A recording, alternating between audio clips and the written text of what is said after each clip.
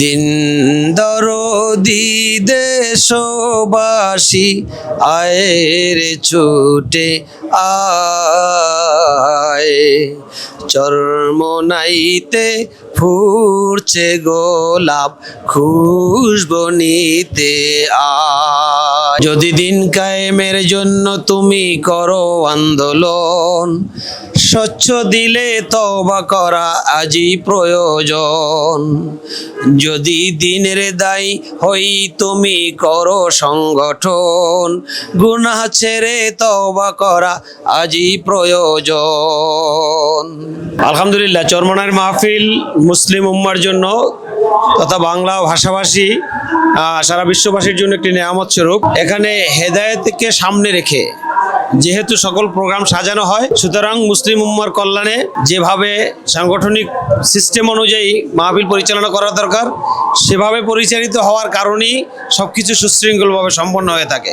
ইসলামী আন্দোলন বাংলাদেশ অথবা বাংলাদেশ মুজাহিদ কমিটির কোনো প্রোগ্রামই দাওয়াতি চিন্তা চেতনার বাহিরে না। দল মত জাতি ধর্ম বর্ণ নির্বিশেষে যাকে যেভাবে দাওয়াত দেওয়া প্রয়োজন, ইসলামী আন্দোলন বাংলাদেশ মুজাহিদ কমিটি সেভাবে তাদেরকে দায়িত্ব পালন করতে গিয়ে দাওয়াত দিয়ে থাকে। সুতরাং এখানে রাজনৈতিক কোনো ফায়দা হাসিলের জন্য কাউকে দাওয়াত দেওয়া হয় না। এখানে একমাত্র দিনকে বিজয়ী করার জন্য সহায়ক শক্তি হিসেবে সকলকে দিনের দাওয়াত প্রদানের জন্যই দাওয়াত দেওয়া হয়। এবং এই দরবার সম্পর্কে, এই সংগঠন এবং প্রতিষ্ঠান সম্পর্কে মানুষের মধ্যে স্বচ্ছ একটা ধারণা সৃষ্টির জন্যই আমরা আহ্বান করি, যাতে আমরাও ভালো পথে চলতে পারি, তাদেরকেও ভালো পথে আহ্বান করতে পারি। অবশ্যই কদ আফলাহা মান যাক্কাহা, যে আত্মশুদ্ধি অর্জন করলো সে সফল কাম হয়ে গেল। তো সুতরাং আত্মশুদ্ধির মৌলিক কাজটাই এখানে হয়, দাওয়াতি কাজ। এজন্য আমার জানা মতে, আমি 30-35 বছর আগে থেকে এখানে আসি, আমার জানা মতে অসংখ্য অগণিত মানুষ যারা বিপথে ছিল, বিপদগামী ছিল, ধর্ম বিদ্বেষী ছিল, ধর্মের বিপরীতে কাজ চলতো, নাস্তিকবাদী বিশ্বাসী ছিল, এমন লাখো মানুষ এখন আলহামদুলিল্লাহ হেদায়েতের পথে এসে দিনকে বিজয়ী করার জন্য তারাও নিজেদেরকে একজন সৈনিক হিসেবে উপস্থাপন করার চেষ্টা করছে।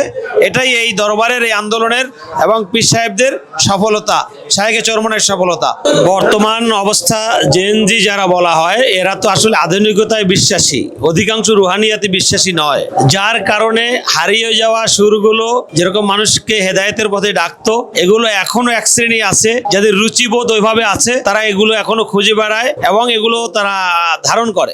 আর এখন মিউজিক এবং অন্যান্য ইনস্ট্রুমেন্ট ব্যবহার করে যেগুলো করা হচ্ছে, এগুলো আসলে ইসলামের সংস্কৃতির অন্তর্ভুক্ত কিনা সে ব্যাপারেও যথেষ্ট প্রশ্ন আছে এবং ওলামায়ে কেরামের মতবিরোধ আছে এর মধ্যে। আমাদের যেই আগের রুহানিয়াতের সমন্বয়ে যেই সঙ্গীত বা গান বলি না আমরা, ইসলামী গজলগুলো পরিবেশন করতাম, সেই গজলগুলোর ধারা এখনো অব্যাহত আছে, চলছে, অনলাইনে অনেক পাওয়া যায়। মানুষের চাহিদা মোতাবেক নিয়মিত আমরা সেগুলো সামনেও ধারণ করছি এবং প্রচারের চেষ্টা করে যাচ্ছি আর কি। অবশ্যই যাবে। আমি আমার প্রচেষ্টা এবং আমাদের প্রচেষ্টা অব্যাহত রেখেছি। আমি শিল্পীদের জন্য সবার আগে নিজেকে পরিশুদ্ধ করা, তারপর গজল গাওয়া, এটাকে পছন্দ করি। এই জন্য আমার শিল্পীরা, জিন্নুরাইনের শিল্পীরা বিশেষ করে গজলও গায় এবং সাথে সাথে আত্মশুদ্ধির জন্য তাহাজ্জুদ পড়ারও চেষ্টা করে। এই জাতীয় প্ল্যাটফর্ম গড়ার জন্য এখনো চেষ্টা করছি, ভবিষ্যতেও করব। আল্লাহ সবাইকে তৌফিক দান করুক। চরমনাইয়ের জন্য না, আমি সকল দলের জন্য আমি 2টা লাইন বলছি।